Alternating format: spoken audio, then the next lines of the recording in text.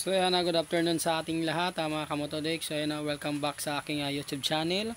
So ayan sa video ito ay share ko sa inyo kung ano ang dapat natin gawin at kung paano tayo maglagay ng wiper sa ating tricycle. Dahil ito mga kamotodik, may binili akong isang wiper. Ito yung wiper motor, wiper arm, saka wiper blade. Ayan. So bumili na rin ako ng 2 tornilyo para dito sa kanyang bracket. So ngayon mga kamotodik, ikakabit natin to sa ating tricycle dahil sa panahon ngayon laging naulan, lalong lalo na dito sa probinsya. So ang hirap magmanhiw ng tricycle kapag maulan, lalong lalo na kapag gabi. So halos hindi mo na makita yung daan.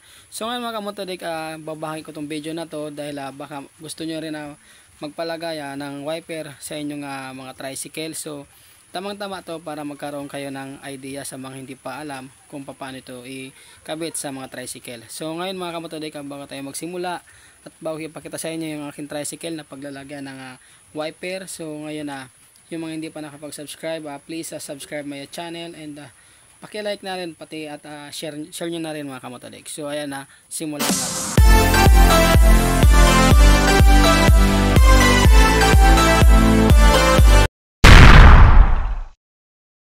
So ayan ngayon mga kamotodik, nandito yung tricycle na paglalagay natin ng wiper. Ayan, so binutasan ko na siya.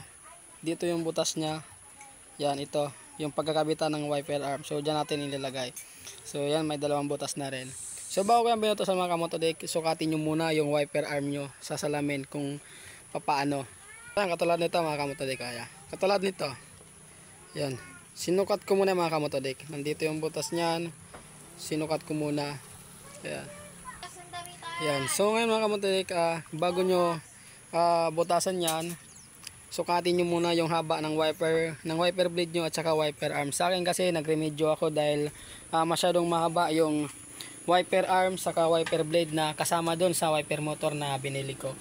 Kaya niremedyoan ko na lang. Pero depende pa rin yun sa tricycle, sa salamin ng tricycle na paglalagay nyo. Ang salamin kasi ng tricycle ko maliit lang, kaya nahirapan ako at nagremedyo pa ako. So mga kamotodik, kabit natin tong wiper motor. Ayan, nandito yung butas. So pasok natin. Okay. So ngayon ay pasok na.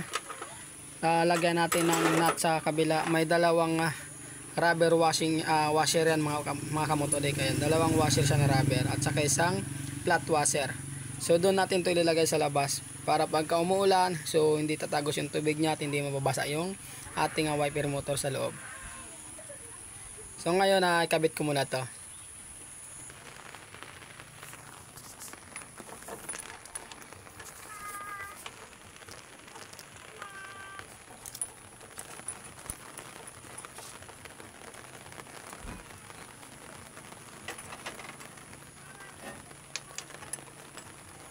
mm na yabi ang kailangan natin na gamitin.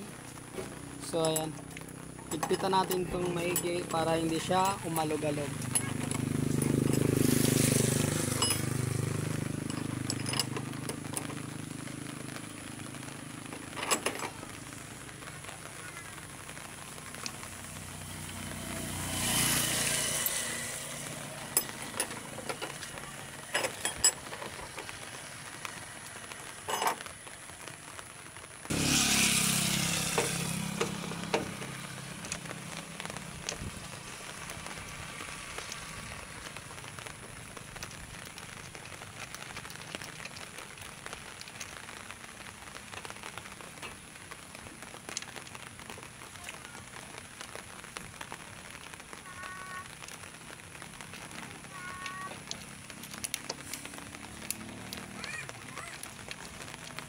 Hirapan maglagay.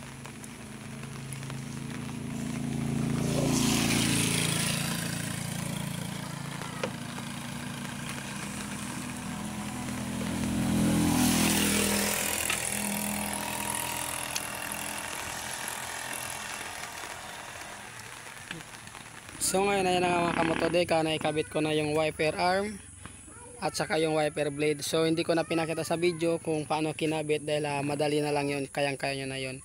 Ayan, so hinigpitan ko na rin siya.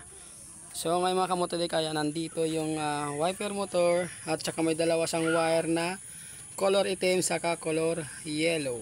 Ayan, color yellow at color itim na wire. So ayan mga kamotodik, meron din siyang switch. Ayan, ito yung kanyang on off na switch. So ayan, ganyan. So dinugtungan natin ng wire yung wire na manggagaling sa ating motor, sa wiper motor natin. So ngayon, papagapangin natin to papunta sa accessories wire ng ating motor. Ayan. So ano ba yung accessories wire?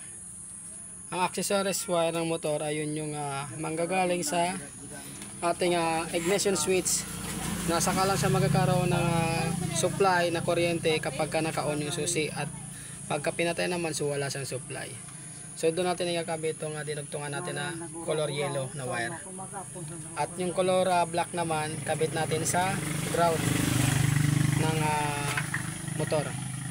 So ayan. Sa mga Kawasaki, mga kamotodik, ang accessories wire na motor ay color brown. At kung ang motor nyo naman ay Honda, Motorstar, Euro, Skygo, SYM, ay ang accessories wire na yan ay color itim. So sa mga Suzuki naman ay color orange. So ayan yung mga kamotodik, ay kakabit ko muna to sa accessories wire at saka sa ground ng motor bago ko ipakita sa inyo yung wiper kung gumagana. So ayan. So sa mga magkakabit nito, kung meron kayong relay saka fuse, mas maganda kung lalagyan nyo. So kasi wala akong relay saka wala lang akong fuse, kaya tupalo na lang. Tapos sunod ko na lang lalagyan. So ngayon pansamantala, ganito lang muna. So ikabit ko muna to. So ayan mga kamotodik, job done na tayo. So ayan, tapos na yung color pula na wire na nanggaling sa color yellow na wire na nakakabit sa wiper motor, kinabit natin sa accessories wire. So positive yon. At so yung color black naman, kinabit natin sa wire na color black na may light na yellow. So yun ang ground ng motor na Kawasaki. So ayan mga kamotodik, subukan natin, paganahin natin. So ayan, susi natin. So subukan, ayan. So gumagana na yung ating wiper. Ayan, so patayin natin. So ngayon ulit. Okay, yan. So ayan, ganyan lang mga kamotodik. Ayan. So ito pansamantala lang to.